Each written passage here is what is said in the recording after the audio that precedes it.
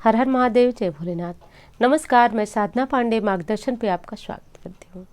दोस्तों, पूर्णिमा तिथि स्वयं में पुण्य तिथि मानी जाती है। पुण्य तिथि को यदि किसी प्रकार का उपाय किया जाए, चाहे बीमारी को रोकने के लिए किया जाए, चाहे धन प्राप्ति के लिए किया जाए, कर्ज से मुक्ति के लिए किया जाए, किसी भी चीज़ के लिए यदि पूर्णिमा तिथि में उपाय किया जाता है तो वह उपाय जो है वह पूर्णता को प्राप्त करता है। तो इस वीडियो में आप जानेंगे कि कैसे एक दिन यानी कि एक पूर्णिमा का उपाय धन लक्ष्मी के आगमन के लिए करके वर्ष भर आपको उस उपाय का लाभ मिल सकता है। इस वीडियो में आप ये भी जानेंगे कि पूर्णिमा तिथि में ऐसे कौन से कार्य हैं जो नहीं करना चाहिए। दोस्तों, यदि वीडियो आपको अच्छी लगे तो एक लाइक अवश्य करें और चैनल को सब्सक्राइब कर लें, क्योंकि इसी तरह की शास्त्रोक्त जानकारियाँ आपको इस चैनल पर प्राप्त होंगी। दोस्तों, पूर्णिमा के दिन आपको करना क्या होता है। देखिए, पूर्णिमा से पहले इस वीडियो से पहले मैंने एक वीडियो आपको दिया है, उस वीडियो को आपको ज़रूर देखना है और वो उपाय ज़रूर करना है, क्योंकि पीपल वृक्ष का अपने आप में ही अमोघ उपाय होता है। तो उस उपाय को आपको अवश्य करना है और उस उपाय को करते हुए आपको ये उपाय भी ज़रूर करना है। यदि आप लक्ष्मी की कृपा के लिए बहुत ज़्यादा परेशान हैं, आपको जॉब नहीं लग पा रही है या फिर अन्य किसी प्रकार की समस्या से आप जूझ रहे हैं। देखिए, अन्य का अर्थ हुआ कि आप धन की किसी भी समस्या से जूझ रहे हैं, आपको ये उपाय आज की पूर्णिमा तिथि में कर लेना चाहिए। तो सबसे पहला काम तो ये है कि यदि आप जीवन में बहुत ज़्यादा परेशान हैं तो एक नियम आप बना लीजिए। वो नियम कौन सा होगा कि आप प्रति पूर्णिमा को सत्यनारायण की कथा का आयोजन कराएं अपने घर में। शास्त्रों में कहा गया है कि जिस घर में सत्यनारायण की कथा पूर्णिमा या फिर एकादशी पे महीने में एक बार भी होती है, उस जातक के घर में लक्ष्मी की कमी कभी नहीं होती है, क्योंकि सत्यनारायण की कथा का आयोजन अपने आप में ही एक बहुत प्रमुख रूप से जो है लक्ष्मीदायक के प्रयोग कहा गया है। लेकिन ये चीज़ बहुत सारे लोग नहीं कर पाएंगे, मुझे पता है। ब्राह्मण को बुलाना, कथा कराना, ये सारी चीज़ें थोड़ी सी मुश्किल है। तो करा सकते हैं तो अवश्य कराएं, लेकिन नहीं करा सकते हैं तो जिस प्रयोग के बारे में मैं बात कर रही हूँ उस प्रयोग को थोड़ा सा आप सुन लीजिए, समझ लीजिए। सबसे पहले तो पूर्णिमा तिथि में आपको स्नान करना होगा। सुबह सुबह गंगा जल डाल करके, नदी तालाब के पास है तो वहाँ भी स्नान कर सकते हैं, घर पे भी स्नान करें। वैसे मैं यही बात आपको बताती हूँ जो आसानी से हो सके। तो घर पे आप गंगा जल थोड़ा सा किसी बाल्टी में डाल के स्नान करें। हर हर गंगे बोलते हुए स्नान करना चाहिए। आज के दिन जो स्नान का आपका पानी होगा उसमें काले तिल ज़रूर मिलाएं। काले तिल यदि मिलाकर आप स्नान करते हैं तो इससे आपको पितृ ऋण जो होता है उससे मुक्ति मिलती है, लक्ष्मी कृपा होती है, विष्णु जी की कृपा होती है और शनि के दोषों से आपको मुक्ति मिलती है। तो काले तिल डाल करके आप स्नान करें, क्योंकि देखिए कोई व्रत होता है, कोई उपाय होता है, उसकी शुरुआत जो होती है सुबह से ही हो जाती है। तो आपको स्नान करने के बाद जो पीपल वाला उपाय मैंने बताया है वो उपाय आप अवश्य करें। मैं तो कहूँगी हर पूर्णिमा आपको करना चाहिए, मेरे बताने का इंतज़ार नहीं करना चाहिए। हर पूर्णिमा आपको ये उपाय करना ही करना चाहिए, पीपल वाला जो उपाय मैंने बताया। लेकिन ये जो उपाय मैं बताने जा रही हूँ इसको वर्ष में एक बार किसी भी पूर्णिमा पे कर लें। ये पूर्णिमा चूँकि मार्गशीर्ष की पूर्णिमा है, आप जानते हैं कि भगवान कृष्ण ने कहा है कि महीनों में ये महीना मुझे बहुत अधिक प्रिय है। इस महीने के अंत में पूर्णिमा तिथि पर आपको कौन सा उपाय करना है, तो देखिए सारी चीज़ें मैं स्टेप बाय स्टेप बता रही हूँ आपको कि आपको समझने में किसी प्रकार की दिक्कत ना हो। तो पीपल वृक्ष वाला जो उपाय है उसे आप कर लें। करने के बाद आपको शाम को क्या करना है, जैसे संध्या हो रही होती है, गोधूली वेला हो रही होती है, उस समय जिस समय आप अपने घर में दीपक जलाते हैं, तो अपने घर में जो दीपक जलाएंगे वो दीपक आज का प्रमुख दीपक होगा। सबसे पहले तो मेन गेट के पास जो दीपक जलाते हैं आप, वो चौमुखी दीपक आज के दिन रखेंगे। देखिए, बहुत वीडियो में ये चीज़ मैं बता चुकी हूँ चौमुखी दीपक का। चौमुखी दीपक अपने आप में लक्ष्मी प्राप्ति के लिए बहुत बड़ा एक प्रयोग है। तो चौमुखी दीपक आप प्रतिदिन भी जला सकते हैं, लेकिन अमावस्या, पूर्णिमा, इस तरह की तिथियों में आप ये दीपक अपने घर के मुख्य दरवाजे पे अवश्य प्रज्वलित करें। बहुत सारे लोग पूछते हैं कि दीदी किधर करें प्रयोग, तो किधर हम जो मुख्य दरवाजे पे दीपक रखना है किधर रखें, इस पर एक विस्तृत वीडियो आने वाली है, उसमें मैं बताऊँगी। और अभी के लिए आपको बता दूं कि आप अपने घर के बाहर निकल करके खड़े हो जाइए, उस तरफ मुँह करके जिस तरह आपका गेट है उस तरफ मुँह करके खड़ा हो जाइए। उधर से जिस तरफ आपका दाहिना हाथ है बस उस तरफ ही आप अपने घर में दीपक रखिए। इसी हिसाब से आप समझिए कि घर के बाहर जा करके आप देख लीजिए कि घर के बाहर होने पे आपका दाहिना हाथ जिधर है बस उधर ही आपको दीपक लगा देना है। तो शाम को ये काम करना है। एक चीज़ और बताया मैंने कि आपको स्वास्तिक अवश्य बनाना है। देखिए बहुत सारे लोग स्वास्तिक को सिर्फ एक चिन्ह समझते हैं, निशान समझते हैं, लेकिन शास्त्रों का जब अध्ययन करेंगे तो आप पता चलेगा आपको कि वो स्वास्तिक जो है वो साक्षात गणेश जी का स्वरूप माना जाता है। तो सुबह में या फिर शाम में घर के मुख्य दरवाजे पे आपको स्वास्तिक अवश्य बनाना है। स्वास्तिक आप हल्दी गंगा जल से बना सकते हैं, कुमकुम से बना सकते हैं, सिंदूर और घी मिला करके बना सकते हैं, कुछ भी, बस आपको स्वास्तिक का निर्माण अपने घर के मुख्य द्वार पर कर देना है। देखिए ऐसा करने से कहा जाता है शास्त्रों में कि घर में अच्छाई और बुराई दोनों घर के मुख्य द्वार से ही प्रवेश करती है। अच्छाई बुराई का अर्थ हुआ कि घर में आपके धन आता है तो या लक्ष्मी आती है तो मुख्य द्वार से आती है। रोग, बीमारियां, कलह, कलेश और दुश्मन, सब कुछ जो हमें अंदरी रूप से या फिर बाह्य रूप से परेशान करते हैं, वो सबका प्रवेश घर के मुख्य द्वार से ही माना जाता है।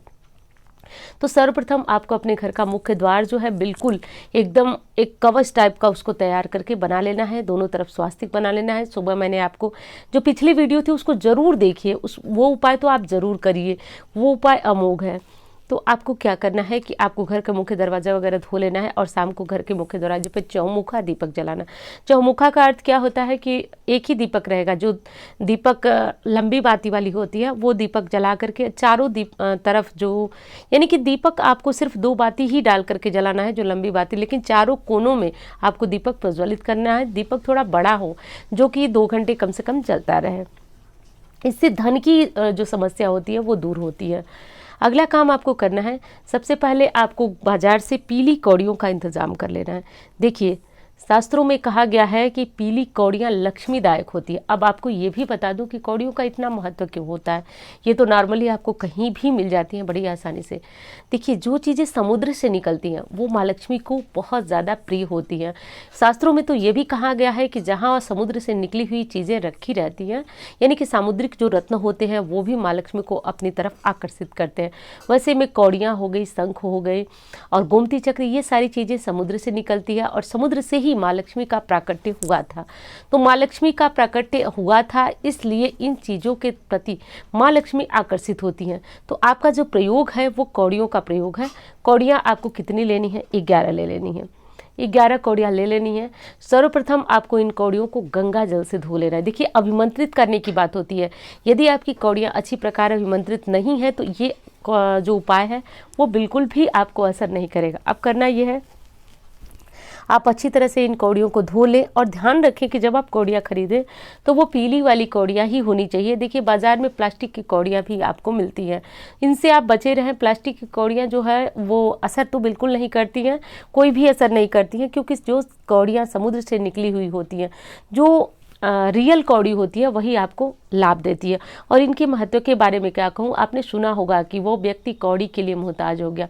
तो कौड़ी बहुत बड़ी है, बहुत बड़ी है, बहुत शक्तिवान चीज़ है कौड़ी, वो माँ लक्ष्मी को आकर्षित करती है। तो अब आपको करना यह है कि इन कौड़ियों को आपने गंगा जल में धो लिया। उसके बाद यदि आपकी कौड़ियाँ पीली हैं तो बहुत अच्छी, नहीं पीली हैं तो हल्दी और जल मिला करके इन कौड़ियों को एक बार उन जल में से निकाल लीजिए, यानी कि कलर कीजिए। कलर बहुत ज़्यादा चढ़ता तो नहीं है, लेकिन हल्दी गंगा जल में से निकाल के, और इनको क्या करना है कि आपके घर में आपके माँ लक्ष्मी की तस्वीर अवश्य होगी। सबके घर में होती है, एक घर की गृह लक्ष्मी होती है और एक माँ लक्ष्मी की तस्वीर होती है।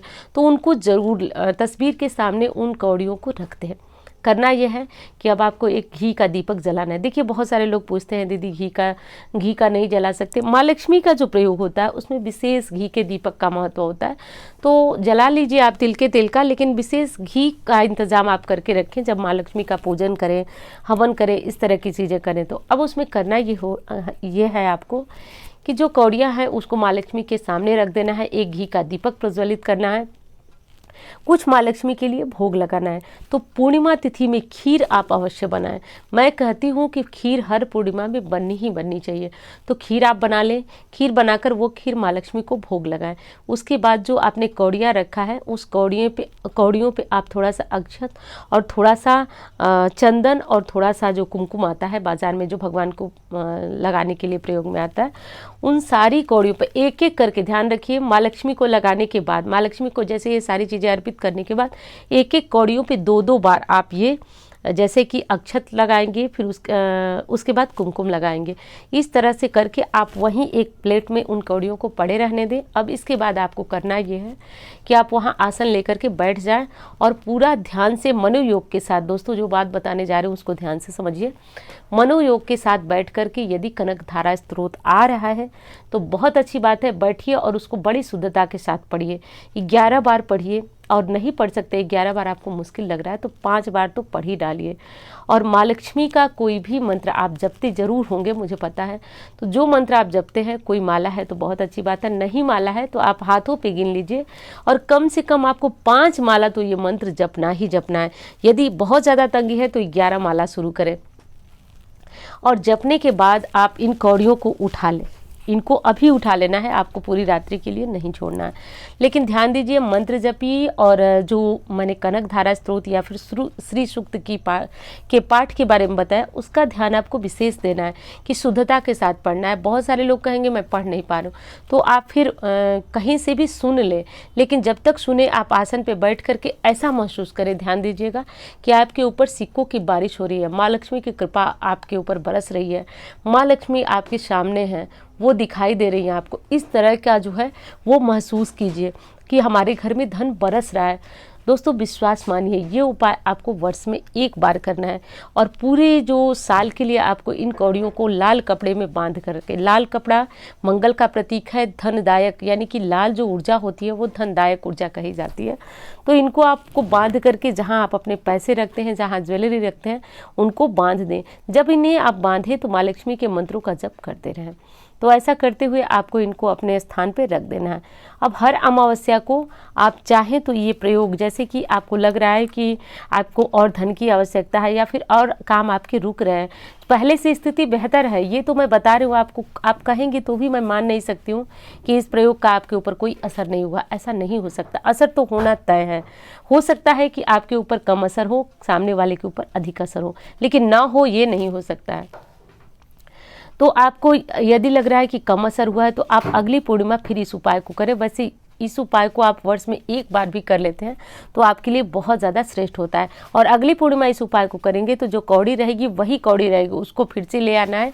जिस प्रकार मैंने बताया कि धुलना है आपको, फिर पूजन करना है, उसी प्रकार करिएगा। दूसरी नई कौड़ी बिल्कुल भी मत लाइएगा। और आप दिवाली की जो भी कौड़ी लाए हैं, जो भी पोटली बनाए हैं, उनको छेड़छाड़ बिल्कुल मत कीजिएगा, उनको मत छेड़िए। आप नया जो कौड़ियाँ हैं उसको ले आइए और उनसे ही पूजन कीजिए, उनसे ही माँ लक्ष्मी के आशीर्वाद और आपके ऊपर बरसेगी। बहुत सारे लोग दिवाली में अच्छी तरह पूजन नहीं कर पाए होंगे, सूतक रहा होगा, पातक रहा होगा, तमाम समस्याएं होंगी। तो ये एक बहुत अच्छा ऑप्शन है आपको माँ लक्ष्मी के करीब पहुंचने का, लक्ष्मी कृपा प्राप्ति का। तो इस उपाय को आप अवश्य करें। एक चीज़ और बता दूं कि बहुत लोग पूछ रहे हैं पूर्णिमा कब है, तो पूर्णिमा जो है कल 18 दिसंबर को है। और पीपल वाला जो मैंने उपाय बताया वो आपको सुबह करना है, ये उपाय शाम को करना है। और इस उपाय को करने में किसी भी तरह का जो मन में संशय होता है, ये चीज़ें बिल्कुल भी अपने मन में न रखें। तो दोस्तों यदि वीडियो आपको अच्छी लगती है तो एक लाइक ज़रूर करें। मैं बार बार कहती हूँ कि आपके लिए सिर्फ एक बटन है, मेरे लिए बहुत बड़ी प्रेरणा होती है। और यदि और अच्छी लगती है तो चैनल को सब्सक्राइब कर लें, इस तरह की जानकारियाँ आपको इस चैनल से प्राप्त होंगी। तो दोस्तों उम्मीद करती हूँ जानकारी आपको पसंद आएगी। धन्यवाद।